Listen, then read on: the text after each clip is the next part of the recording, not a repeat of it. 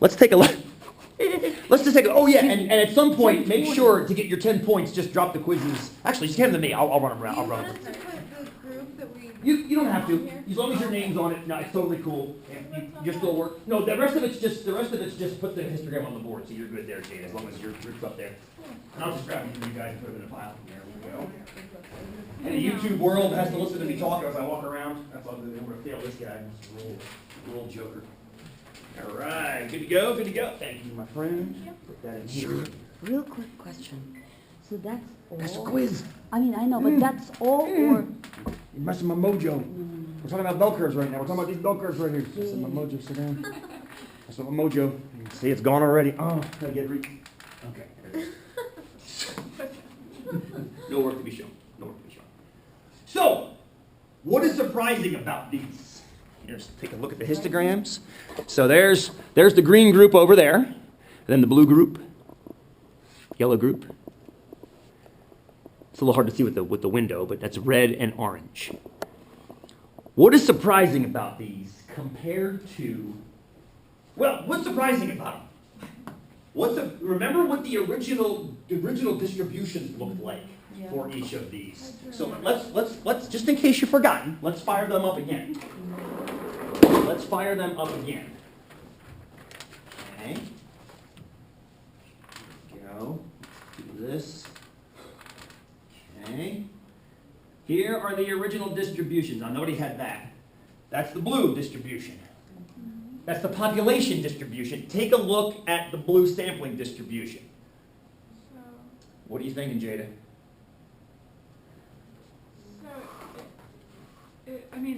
Just go with that. Please make this into words. What Jada just did, so you guys know, she went like this. What's right here, Jada? 8.1. Check out where the highest point of the blue sampling distribution is. Over time, like coming together. Over time, over repeated samples, where are most of the sample averages landing? 8. Right, and what is 8? Just remind me again what 8 is. Or to be more specific, 8.166666. Median. Or the average, right? It's definitely the average. It could be the median depending on the population. So what Jada just pointed out is the sampling distribution of the sample averages of sample size 4 is beginning to target the population average. That's beautiful. Can you see why this is a good thing? It means you're able to get mu without having to do what? Have the whole population. Without having to have the whole population. We're able to get... Now, sometimes you're off, obviously. Sometimes we got very high and very low. We'll deal with that momentarily, I promise you. That's the next part of the puzzle. But we are able to target mu on mode. On mode or median. On mode. Let's look at the green one. Or what's the next distribution I have up here? I've got... Okay, yellow. Here's yellow. Definitely not bell-shaped. It goes up and then drops. Yellow is under here. Check out yellow's sampling distribution versus yellow's population distribution. Actually, it's pretty close. Well, it's close. It's got the skew, but it's definitely not because it loses this secondary hump. Okay. Look at this secondary hump, friends. There's no, look, we got a 7, 8, 9, and an 11. There's a couple 7s and 8s, but the 9's gone, and the 11's gone. Why are they gone? Where'd they go? Not enough samples. Say that again. Not enough samples. Right. Think about with these dice. There is only one way to get an 11. One way, a 5 and a 6, I'm assuming, somewhere on 1, 5, or 1, 6. In order to have an average of 11 in the sampling distribution, what would you have to roll 4 times in a row? What would you have to roll 5 times? If there's only one way, 11. You'd have to roll the 11 4 times in a row. That's almost impossible, isn't it? Yeah. It's 1/36 to the 4th power, which is essentially plus or minus 0, exactly, basically 0. So what you start to see is these goofy little tails that are somewhat prevalent in the population don't happen in the sample because it's too hard for them to show up. What you're getting by kind of converse is you're getting more of these numbers because it's easier to get those. And it's reflected in the average. Look, average 4.5. Oh my goodness. Look where the highest bar is. Did I plan this? Yes. Did I plant little tiny things inside the dice to roll a certain way? No. You're throwing 2 cubes. That's the beauty of it. All right, what's next? Actually, this I guess. Next is green, symmetric. Now this is kind of easy to see. You're going to get the average at 7, pretty much guaranteed because it's symmetric. But look at the sampling distribution. 7. Yeah, look at the sampling distribution shape versus this one's distribution shape. Notice, you've got a few more in the fringes. You've got a few more out here in the fringes, only because there's so much out there in the fringe. But look, no 2s and no 12s. No 2s and no 12s. It's too hard to get 2s and 12s. You have to roll snake eyes 4 times in a row. Or snake eyes, snake eyes, snake eyes in 3, or something along those lines. But Haley, go. So how did you get this data? Oh, we did this on Wednesday. This is the part you missed. So I actually gave them the dice and said, count every single sum. So we had a list of the 36 possible sums and then averaged those. Oh. So we fictitiously had the population. Okay. And that's the point, is that you don't get to do that in the world. Right. Dice, sure, but dice are kind of fictitious. But that's where this data came from, my friend. Thank you. Go ahead, Elena. But the average we Yep, But look, then once again, the average is trapped in the highest bar, right? Okay, let's keep it moving. Here is orange. This is one of my favorites because it's so goofy. There's orange. Orange is over there, friends. Now, right, notice, this is where it starts behind the R2D2 screen. Pull this out of the way here. There's orange. So take a look. The average is 7. Notice the short little bar that 7 is in, but look over there. 7. Highest bar contains the 7. So in every single one of these, we're getting the average contained in the highest bar of basically a bell curve, aren't we? Some of these are hard to see as far as bell curves go. Like, for example, this guy right here, this red one, it was already symmetric. It was already a bell curve. Now notice, it's hard to tell. This is bell-shaped. But it's so narrow that you lose that kind of shape. But look, once again, the average 9.166. Highest bar of the bell contains the average. So 2 things have happened. There's actually 3 things that are going on, but 2 things in particular have happened that you've noticed. What shape do each of the sampling distributions have? They're basically bell-shaped. That's why I had you do the normal distribution last, because I wanted you ready for this. Number 1. What's the other cool thing that happened? What's the other cool thing that happened? We actually covered the mu. We've got the mu covered in the sampling distribution. The mu is the highest bar in the distribution. That's rad. That means we don't have to have the whole population. Mm-hmm. Now, what have we maybe not covered? What other parameter is up here that we haven't really mentioned a whole lot about? Standard deviation is different. The sigma, the standard deviation. Can you see how the standard deviation is affected? Take a look. Let's go through them one at a time again. Here's blue. This is definitely a much harder question, and it might not jump out at you right away. We'll come back to it maybe. There's the blue distribution, okay? Oh, you can't see that on the video, though. There's the blue distribution with a standard deviation of 2.65. Here's the blue sampling distribution. So let me ask you a quick question. What do you think is true about the standard deviation of the sampling distribution versus the population? Bigger, smaller, or the same? Let's hear some votes. Standard deviation of sampling distribution versus standard deviation of population. Smaller, bigger, or the same? Smaller. Vote for smaller? Vote for smaller? A couple votes for smaller? Okay. Let's try the next one here. This is where I really could use like a camera person. Here's the yellow distribution. It's got a sigma 2.22. Now the sampling distribution is right under it. What do you think? Smaller, bigger, the same? A little less common. I'm hearing some smallers. Votes for smallers. Kelsey's saying yeah. Okay. So smaller. What makes you guys? Well, let's do a couple more here. Here's green. Pretty big sigma. Sigma's about 3 here. And then green. Good. Jenny's looking over there. There's the green distribution. What do you think? Smaller, bigger, the same? Couple more votes for smaller. Good. Just out of curiosity, why are you guys saying smaller? What's cueing you visually to say smaller? I agree with you. I think they're smaller too. Is it because it's like more like bell-shaped? And yes, and also what? Outliers. Where do the outliers go? They're gone. We're not getting the outliers in the samples. At least we're not getting them with the frequency that results in an average outlier. So when you're throwing away some of the tails of the curve, your standard deviation has to be going down, doesn't it? It has to go down by definition of it's getting narrower. Very nice, very nice. And you'll see the same thing when we look at the orange curve. Here's the orange population. Okay. Versus the orange population. Again, smaller. It's covering less distance. It's covering less distance on average. It's covering the same distance, I mean, numerically. But frequency-wise, it's not at all. And last but not least, there's the red. This one was already pretty close together. Got even closer together, right? Now, what's cool about what I want to talk about next, thank you very much. These are beautiful histograms, guys. I want to come back to them. What I want to talk about next is the predictability of how much smaller it actually gets. Check this out. This is one of my most kind of interesting, my aha moments learning about statistics was not only is the standard deviation of the sampling distribution smaller, it gets predictably smaller. In other words, you don't just have to say it's smaller, you can say it's this many times smaller, which is pretty rad, actually. It's a nice little function that you can, that's built into this. So check this out.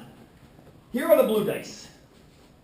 That's what they look like if you blow them up into what's called a net. That's what they would look like exploded. So some of you guys worked with blue, some of you did green, some of you did yellow, and so forth and so on. Doesn't matter. The argument that I'm about to share with you guys works whether you're talking about blue, green, red, orange, or yellow. Okay? There's the average, 8.2-ish, 2.7-ish. I want to keep those numbers when I come back to them. Here is the original distribution that you guys saw. Although it's not exact, it's a simulation. See what I'm doing right now? What I'm essentially doing right now is I'm doing the same experiment you guys did, except I'm doing it, I think, 1,000 times. So rather than doing it 25 times like you did, I did it 40 more times, or 39 more times, I guess. So you've got 1,000 results. Now notice how it's doing a little dance. Little dance. But they stay in the same But they range. stay in the exact same range. That's the point of Monte Carlo. This is called a Monte Carlo, just like your last project. The point of it is the data will behave exactly as it's supposed to behave. It won't deviate ridiculously from it. Yeah, these dance, they go up and down, but they definitely stay right with him. And you can see what the top of this curve right here.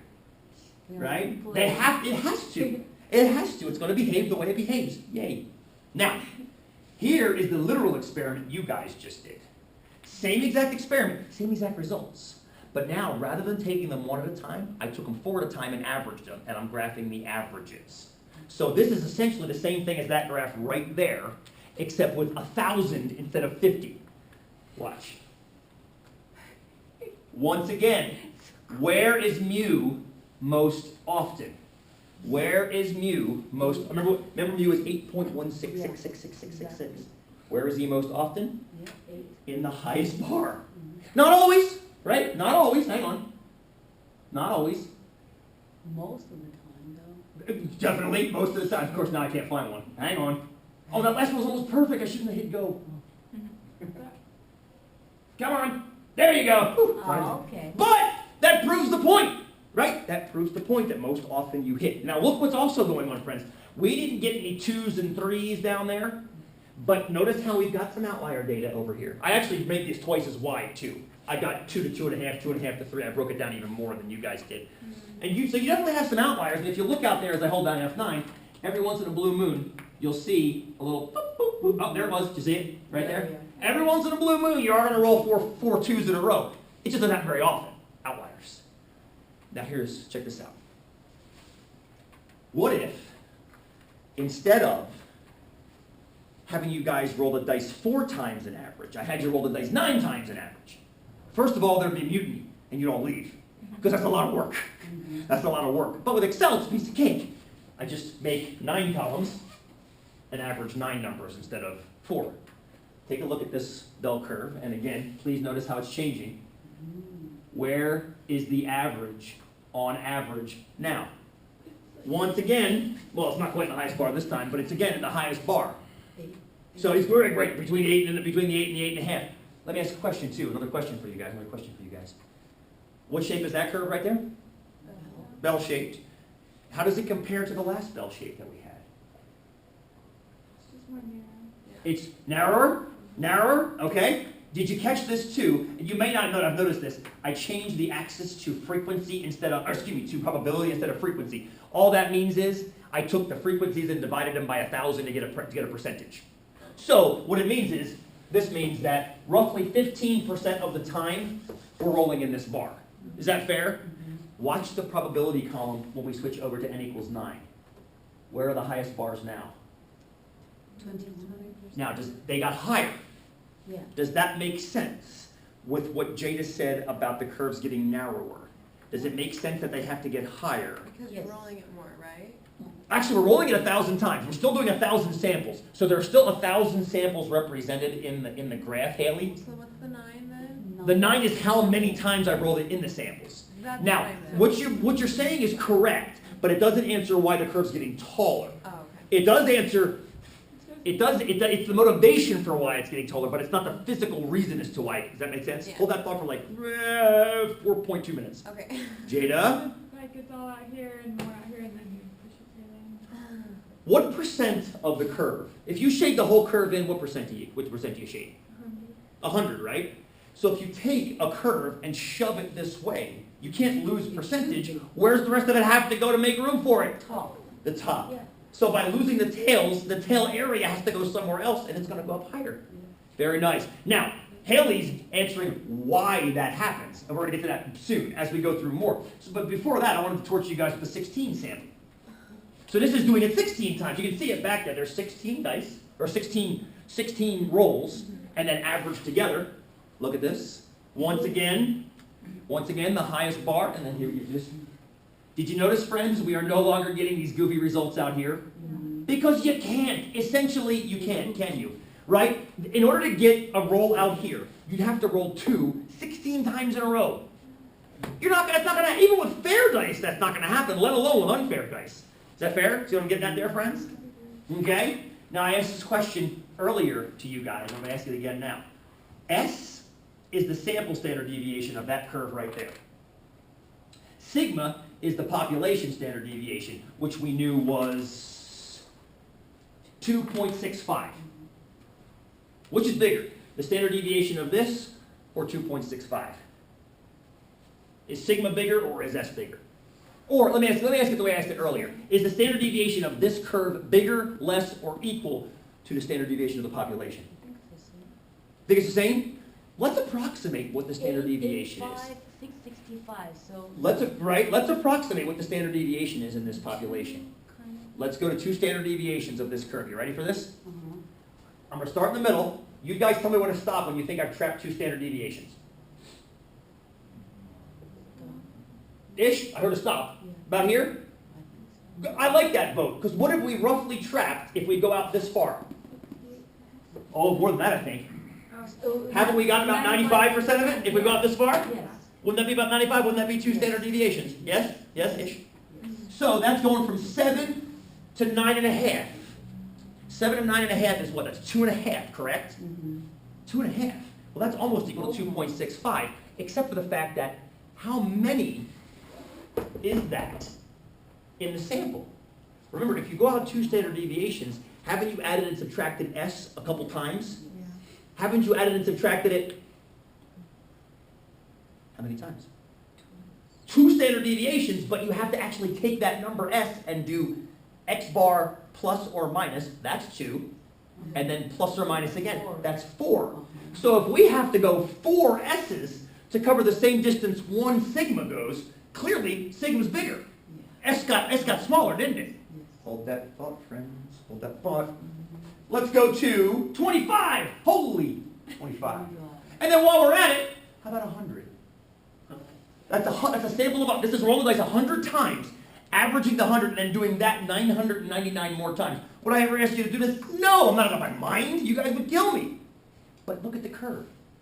Notice how all of these curves are centered right over the 8 to 8.5, right? Jada, give me. If you keep going forever, will it all be an 8? Oh, Jada, thank you for that question. I found Excel's limit. I decided to go up to 10,000. I wanted to make a sample size of 10,000. So I did 10,000 wide, and I tried to drag it down 1,000. It took about a day for it to load, and then when I pressed F9, it was like, cool! And then like 3 hours later, it was like, ping! And yes, it was all in one bar. But I'm like, I cannot do that to them in class. That's ridiculous. So 100, I think, yes. Jada's question is basically, if you have the sample large enough, will it eventually be 1 bar? Yes, and then what's cool about that, Jada, is Then we can make this, instead of going from 8 to 8.5, it could go 8 to 8.1, 1 to 2, 2 to 3, 3 to 4, and then the bell come back. Yeah. So yeah, oh yeah, my friend. So I Within think that range. yes, is the there's a bell within that range that we're missing because this is a half a unit wide. There's a bell within that range that we're not seeing, fractal, if you will. So it Yeah. takes forever. Essentially, yes. You're never going to get it to zero. You never get it to zero because there's always variation, but the variation is getting minimalized. Thank you. Thank you. Okay, ready for this? This is a little much to look at. Okay? But what you're seeing here, let's see if you can see what's going on. I've got all 5 of the curves together here. So it's the sample size 4, 9, 16, 25, and 100. Now watch it do its dance. Okay, see what's going on down there? Do you see how all the curves are showing the same thing they did before? You're getting the exact same shimmy and shake, but the 100 curve is taller and skinnier than the 25 curve, which is taller and skinnier than the 9 curve, or 16 curve, than the 9 and the 4. Is it fair enough? Is that cool? Good, good, good. So these are the same curves you saw before. And this is one of the rare times I like using these 3D curves, because you can actually see all 5 at once pretty clearly. And this is the TI would vomit trying to do this. They just can't do it. With me so far? Now, friends, I want to forget the curves for a second and go up to here. That's mu, that's little sigma. You will never know those from your population. As we discussed, you can't. You can't sample your entire population. It's called a census, and you can't do it. So we're going to draw some samples. Here's the sample sizes, 4, 9, 16, 25, 100. Here are the averages. Now, I used the word average twice there. So what I did was, in all of those sheets back here, I had all those sample averages that I was graphing, okay? And I averaged all those averages. So there's 1,000 averages, 1,000 averages. I want you to tell me something. As I keep rolling the dice, how do these numbers right here compare to mu? How do they compare? Think statistically, not algebraically. Close. I hear the word close. You see? Watch this one right here. 8.14, 8.15, 8.2, 8.14, 8.24, 8.15. What are they doing around 8.16666? Yeah. They're dancing, but they're not dancing very far, are they? You're not getting like 10.7 up there. You're not getting 2.5. You're basically dancing back and forth around it, sometimes hitting it, I'm assuming. But you're not getting too far away. And that's not happening with all, they're all acting that way, aren't they, friends? Aren't they all acting that way? Yeah. They're all dancing back and forth. These dancing a little bit less, but still dancing. Still dancing, right? Now here's what I really want to focus on is these guys right here. Because you guys have already figured out, oh, the bell curve exists. Yay, that's cool. Oh, the average x bar value equals mu. That's cool. You guys nailed 2 parts of what's called the central limit theorem already. The third part, you half nailed. You said the standard deviation of the sampling distribution, yes, is smaller than sigma, which is the standard deviation of the population. You verbally said that, and that's correct. Haley, we're about to make it predictable, which was hinting at what you were saying earlier. So here's the deal, friends. How much smaller is that than this? Ish. Give me a fraction. Ish. We are small. What's that compared to that as a fraction? Ish. 1 second. Roughly half, right? Let's check that. Yeah. Are they all about half? Because they're doing a dance too, aren't they? That 1.31 is doing a dance, but it's dancing roughly around half of its population sigma, isn't it? Okay, give me a fraction for this one. Third. Ish. I'm hearing about a third. Yeah. Cool. How about this one here? About a fourth. Ish. We're going ish, right, Kels? We're going ish. How about this one? Yeah. Ish. Okay, ready for a surprise? How about this one? Don't you dare say a sixth. What's this one compared to this one? Yes, I was going to say, if you're European, this would be much easier. It's about a tenth. It's about a decimal place over by 1, right? So, think about those fractions you guys just correctly identified. A half, a third, a fourth, a fifth, a sixth. Keep doing. Half, third, fourth, fifth, 10. 10. Is that predictable It is. based on the differences in the samples? Tell me how.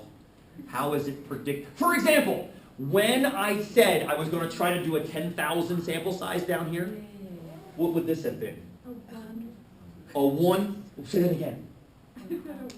A 1. When you say 1, I don't know what that means. That's Thousands? close. It would be 1/100th. It would be 1/100th. So if this was 10,000, this would be 1/100th. Okay. If this were 81, I'll give you a hint on this one. If this were 81, this would be a ninth. If this were 64, this would be an eighth.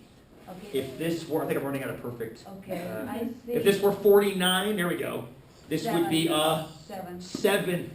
So what are you doing? Power. It's a half power, the square root, root yes, of the sample size is what, that's the predictability of it. Not only, friends, not only is it lessened, it's predictably lessened. And that's the third, and I think most surprising part of this result. Is, yeah, the sample standard deviation shrinks, but it shrinks predictably. Let's put it all together. Let's put it all together. This stuff is so rad. So, I don't want you to write this down today. Well, I say that. You can write it down if you want to. I'm going to have this whole thing posted for you, and if I don't get the server back up, I'll email it to you so you have it, okay? It's kind of wordy and symbol-y, and I want to make sure that you follow what we're talking about in class today and how it ties in what we just did. So write down if you want to, but there's going to be a lot of writing. Is that fair?